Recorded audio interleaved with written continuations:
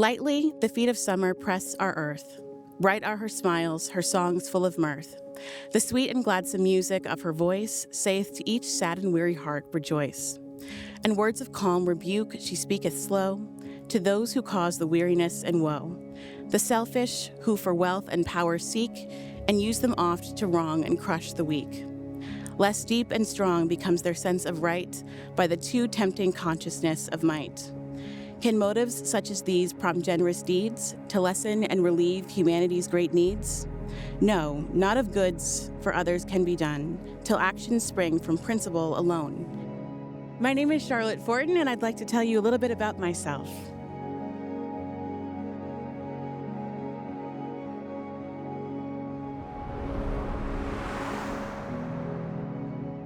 I was an academic administrator here for a long time. I came here in 77.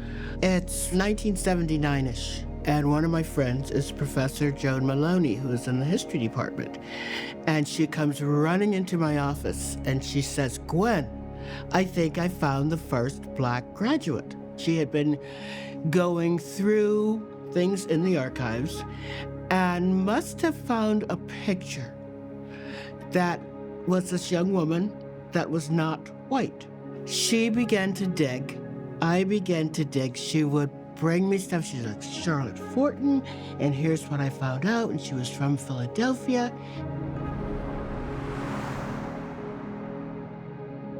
I believe it's her grandfather who is working for a Philadelphia sail maker. And he buys the business and builds it up and out. And that's how he earns his money. So he is free, he is wealthy, passes it on to now Charlotte's father. Charlotte is born in 1836 or 7. She is tutored at home. Beautiful home, wealthy part of Philadelphia. She has all of the privileges of any wealthy person in Philadelphia, except those that are denied to Black people. In her home, there are many discussions and meetings of abolitionists. So she grows up literally from infancy, hearing debates about the plight of Black people, the plight of enslaved people. The schools in Philadelphia are segregated. Her father and her grandmother are not going to send her to segregated schools. Through the work of the Ramon family, who refused to send their children to segregated schools in Salem, had been reintegrated. Charlotte's family decides to send her to live with the Ramones in Salem, where she can attend integrated schools. She writes in her diary is just a joy.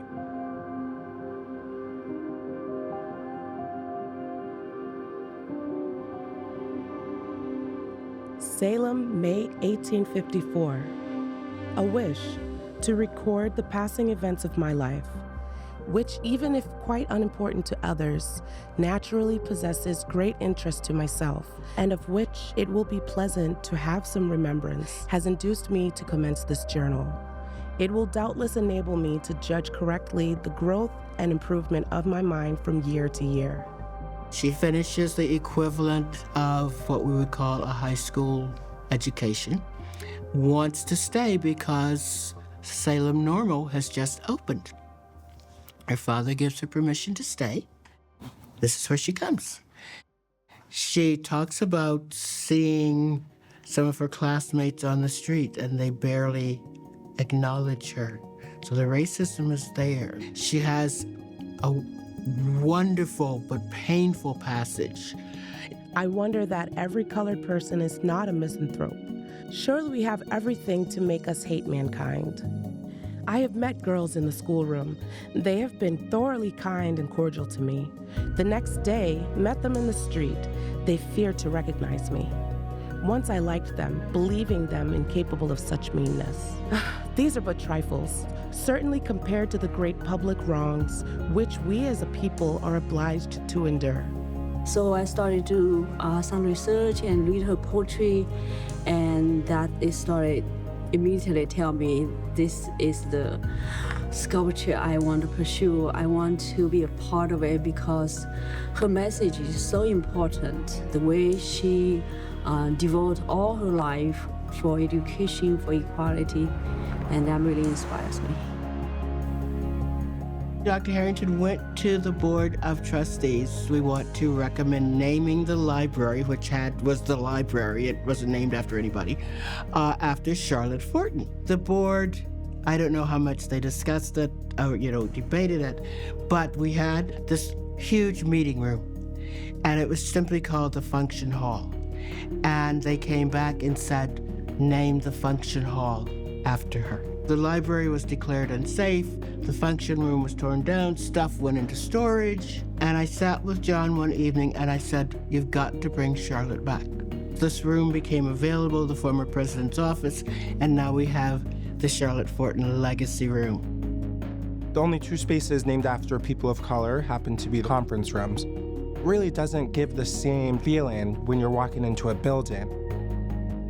So that really got me thinking, what can I do to get Charlotte Fortin something named after her? I wrote a letter to the editor in the Salem News. Through working with administration and the Board of Trustees, we identified Viking Hall as our newest building on campus, and it being our most prominent building on campus as the most viable space to get renamed. And within 4 months of that letter to the editor being published, both the President's Executive Council and Board of Trustees voted unanimously to rename our Viking Hall.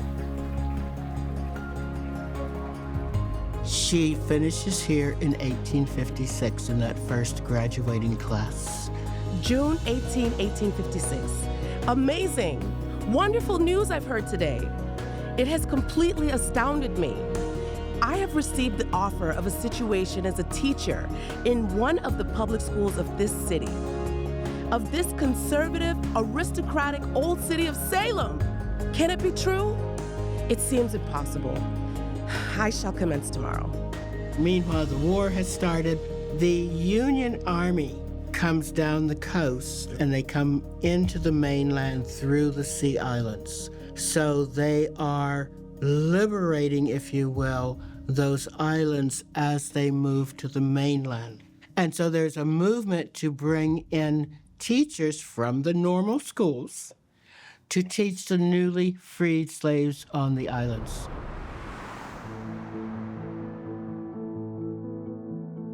I'm Julie Berry. I'm the Senior Planner for Arts and Culture for the City of Salem.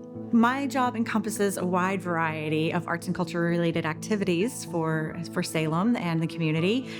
In 2019, the park was dedicated in honor of Charlotte Fortin by the city through a popular vote. So the community voted on who the park should be named after. Charlotte's name was what rose to the top. Then it was like, okay, well, this can't just be it. We got to put something in this empty space. It was made very clear that the community was hungry for a memorial in Charlotte's honor to be built in her namesake park. We got a grant through the New England Foundation of the Arts and MAPC called the Collective Imaginings for Spatial Justice grant, and that grant enabled us to bring together a large group of community stakeholders. Of course, I did not even hesitate to jump aboard and to actually be a part of that advisory committee. There are about 45 different individuals, community members, organizations, part of that original cohort that brainstormed and met regularly to think about what could and should a memorial in honor of Charlotte look like. Through that community input process, it became really apparent that the community felt very strongly that Charlotte's legacy deserved the same weight and gravitas that we would give a white general from the Civil War. And so the decision was made to move forward with a life-size bronze statue in honor of Charlotte. After we put out our call for artists, we received about 35 to 45 applications from artists across the nation. 4 of those submissions were selected to move forward, and those artists were paid a stipend and invited to submit fully flushed out proposals for the project. When we received those 4 proposals, we invited community members to then engage in a dialogue with those artists in a public community meeting. Then we went through a community voting process, both online and in person. So we did have a people's choice, and the one that rose to the top was ultimately not selected by the review committee because it pictured Charlotte within a shackle. And I understand kind of the symbolism of it, but we realized that people didn't understand that she was never a slave. Based on that, the review committee went with the second choice runner-up, and I Chu Hopin of Humanity Memorial was selected for her moving spirit of love, which is a beautiful representation of Charlotte holding a book and moving forth with confidence through the world.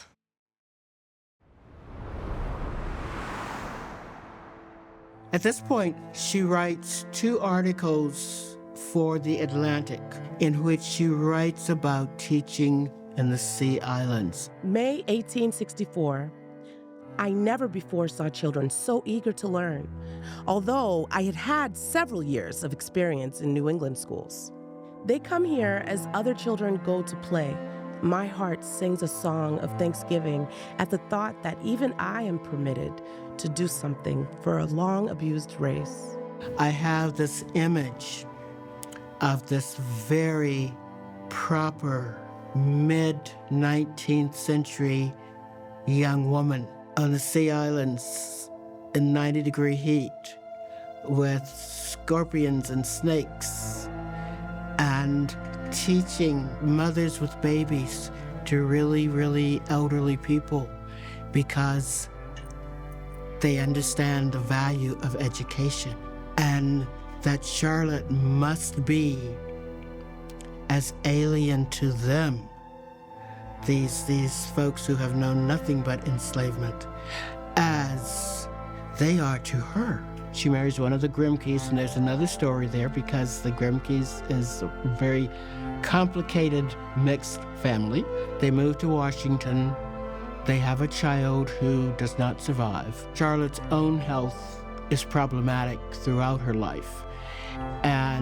But she remains active writing. She is one of the early founders of what becomes the National Association of Colored Women, which is still in existence. She is involved in the suffrage movement, which was resistant to having Black women being involved. She's everywhere. In spite of her health, in spite of losing her child, she's everywhere. I long to be good, to be able to meet death calmly and fearlessly, strong in faith and holiness. But this I know can only be through the one who died for us, through the pure and perfect love of him who has all holiness and love. But how can I be worthy of his love while I still cherish the feeling towards my enemies? This unforgiving spirit, hatred of oppression seems to me to be so blended with hatred of the oppressor. I cannot seem to separate them. I'm not sure if you visited the park yet, but it's such a beautiful park and it really will help activate the space. I'm really excited for this newest statue for the city. Because of the flooding that we experienced recently, we're probably only going to look at these 2 locations as possibility. Free the slaves. They never saw books. Then now someone bring books to them, educating them. I think that's a great universal symbol that education is the core of humanity. When I started doing sketch, and her poetry just so powerful, it just flow everywhere on my sketch, on the lines, on the skirts, on her garments, on her hands. And I feel like this message of love is so powerful. My process is a little bit more like dollars and cents, like it either stands or doesn't. And so it's taken into, when Chu brings me in, it's looking at the site, understanding, how they're going to position the sculpture along the site, how to maintain that dynamism you're looking for in the movement, and then also just taking into consideration some of the limitations. But spending time here, getting to see how it's situated in the site, how ICHU kind of wants it to be presented, and understanding some of those site conditions, I think we have a lot to work with. So I'm looking forward to seeing how that all gets manifested in the end. So I feel like it's important to have a symbol of birds of a dove that expressing wings on her shoulder as a message, as a messenger of love. And I feel like her education is a message can fly to all of us.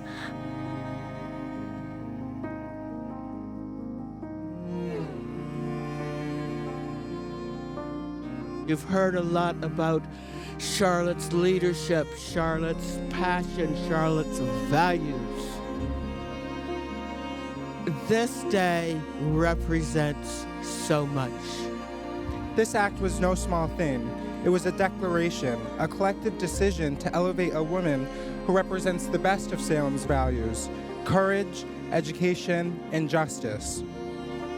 But we are here to recognize her, to honor her, to make her a part of the Salem community forever, and to make the statement that in Salem, I, Charlotte, made not only a name for myself, but set an example for what was possible.